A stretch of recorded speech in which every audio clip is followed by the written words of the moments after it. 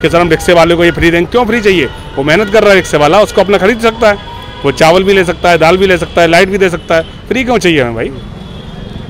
अच्छा, इसी पे अगर 5 किलो राशन जो मिलता है गरीबों को फ्री, उसके ऊपर सर वो केंद्र सरकार की योजना है, तो एक फेथ बन जाए। चलो हम बीजेपी जो लोग ऑलरेडी पार्टियां हम देखते आ रहे हैं, वो तो सब लगता है कहीं ना कहीं करप्शन में कुछ ना कुछ सब पार्टियां रहती हैं। एक बंदा अलग से निकल गया, हमें लगा यार ये बंदा कुछ क्रांति लाएगा, सडन एक माइंड में एक ट्रस्ट बिल्ड हो जाता ना कि यार ये बंदा कुछ करेगा। कहाँ से पैसा आया सर?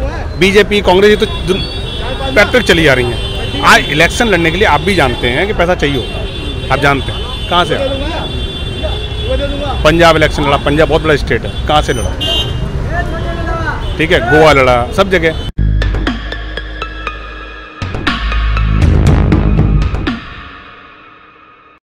क्या नाम है? राजीव शर्मा। राजीव जी दिल्ली में रहते हैं? जी, मेरा सामने ही स्टोर है जी। अच्छा, अभी क्या समझते हैं जो दिल्ली में माहौल चल रहा है ना, चुनावी माहौल चल रहा है, और एक तरफ दिल्ली के मुख्यमंत्री जेल में, दूसरी तरफ राष्ट्रपति शासन। जेल में तो सर जाना ही था ना, जब आप करप्शन करेंगे तो आपको जेल तो जाना है, फिक्स है। और ये तो नेचुरल सा, सभी लोग जानते हैं, दिल्ली के सारे लोग जानते हैं कि ये तो घोटाला था। केजरीवाल जी ने जो भी इलेक्शन लड़े थे, जो भी XYZ जो भी, सब वो घोटाले से ही लड़े थे। तो दिल्ली की जनता तो वैसे ही त्रस्त थी केजरीवाल जी से। सिर्फ हवाई मीडिया में शो ऑफ करना, पब्लिक तो सभी जानती है ना। आप क्या देखो, दिल्ली की आप कंडीशन आप देख रहे हैं, इस मार्केट की कंडीशन देख ही रहे हैं, क्या है दिल्ली में? कुछ भी किया है केजरीवाल जी ने? Nothing, zero. आप फ्री किसकी? हमें फ्री क्यों चाहिए? लाइट, पानी फ्री, बिजली क्यों चाहिए फ्री? हमें फ्री की नीड नहीं है।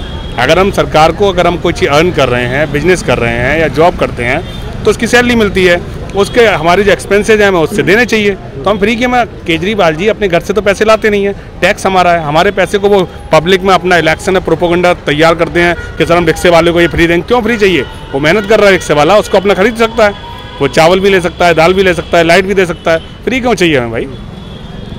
अच्छा, इसी पे अगर 5 किलो राशन जो मिलता है गरीबों को फ्री, उसके ऊपर सर वो केंद्र सरकार की योजना है, वो ठीक है फ्री? वो फ्री नहीं, वो भी ठीक नहीं है, मैं तो कह रहा हूँ वो भी ठीक नहीं है। लेकिन अगर कुछ जैसे अभी हमारे यहाँ कोविड की सिचुएशन कुछ टाइम पहले चली थी, तो कोविड की सिचुएशन में सम टाइम जैसे रिक्शे वाले हो गए या कोई भी बिजनेसमैन है, सो भी उस कंडीशन में कुछ टाइम पीरियड के लिए वो चीज़ ठीक थी, लेकिन उसको आगे कंटिन्यूसली कंटिन्यू ये भी सब एक इलेक्शन की बेस है। ये एक तरह से मतलब रिवाज चल गया। हाँ, रेवड़ियाँ बांटने वाला कॉन्सेप्ट है ये फ्री वाला कॉन्सेप्ट, कि फ्री दो और इलेक्शन। आपको लगता है कि रेवड़ियाँ कोई भी पार्टी बांटे वो गलत? वो भी गलत है, टोटली बीजेपी, कोई भी XYZ कोई भी पार्टी हो वो गलत है, मतलब अट्रैक्शन नहीं होना चाहिए। बिल्कुल नहीं होना चाहिए सर। आप अपने आप जो भी चीज़, रोड है, आप एजुकेशन है, हेल्थ सेक्टर है, इसमें आप दीजिए ना हम लोगों को, इसमें आप टोटली फ्री करिए। कि जो आजकल जो मैं खुद मेडिकल लाइन से, मैं ऑप्टोमेट्रिस्ट हूँ, तो आप जैसे किसी भी आप सर्जरी कराने जानते हो, हर आदमी ज़्यादा VVIP सर्जरी इतना एक्सपेंसिव, उसको फ्री कर दो। अच्छा, प्राइवेट से बात पूछा था, मेडिकल की कुछ बड़ी फर्म्स का इलेक्ट्रिकल बॉन्ड का जो घोटाला निकला, जिसमें पता चला कि उन्होंने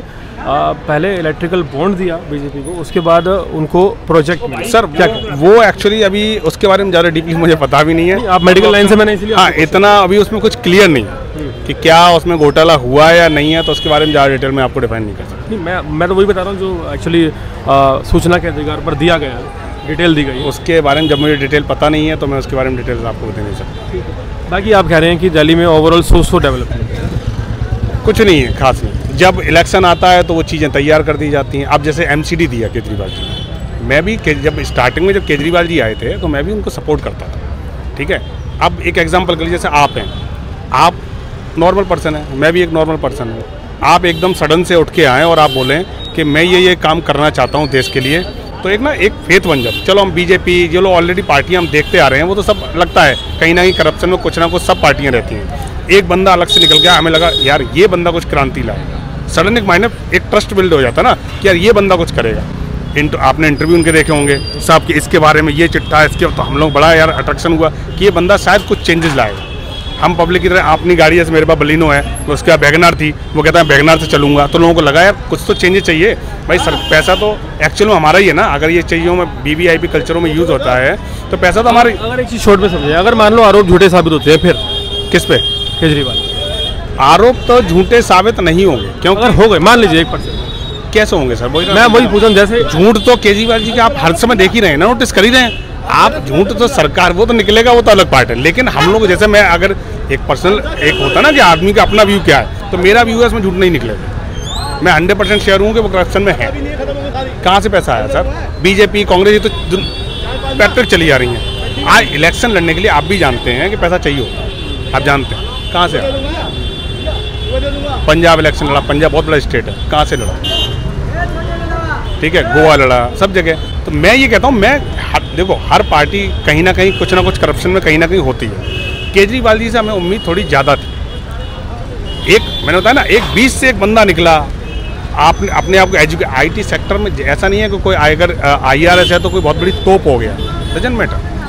हर प्रोफेशन में आदमी अपना अपना कुछ ना कुछ होता ही है। तो IRS का मतलब ये थोड़ी है कि आप कुछ भी कर सकते हो, या आपने सोच के आओ कि मैंने एजुकेशन सेक्टर का एक हाथ पकड़ लिया है तो मुझसे इंटेलिजेंट कोई है ही नहीं। एक नॉर्मल पर्सन भी कुछ चीज़ें ऐसी हमको समझा के जाता है जो शायद एक IRS और IAS नहीं समझा सकता। कई बार कुछ होता है, जैसे मैं एक स्लोगन बताता हूँ। मैं कहीं जा रहा था तो एक बुजुर्ग की तस्वीर बनी हुई थी, तो उस पर लिखा हुआ था, ये चेहरे पे पड़ी हुई झुर्रियाँ नहीं है, ये अनुभव की लकीरें हैं। तो जैसे मैं छोटा था तो पापा न्यूज़ चैनल लगाते थे, तो मुझे बड़ा गुस्सा आता था, मैं ये पिक्चर नहीं देखने देते हैं, न्यूज़ चैनल लगा लेते हैं। ठीक है, अब जब हमारी एज इंक्रीज़ हो रही है तो हमें लगता है हम अपने बच्चों को मैं खुद न्यूज़ लगा के बैठ जाता हूँ। तो जी एक्सपीरियंस जब time to time age increase करती है तो आपको आता है। जी, बहुत अच्छा लगा आपसे बात। Thank you so much. ये हम यहाँ पे बात कर रहे थे लोगों से, और डेफिनेटली यहाँ पर कई बातें क्लियर हुई हैं और हमें पता चला है कि किस तरह से दिल्ली की जनता सोचती है। तो अगली बार एक और लोकेशन पर आपको मिलेंगे, तब तक के लिए देखते रहिए अर्पण न्यूज़। बहुत बहुत शुक्रिया।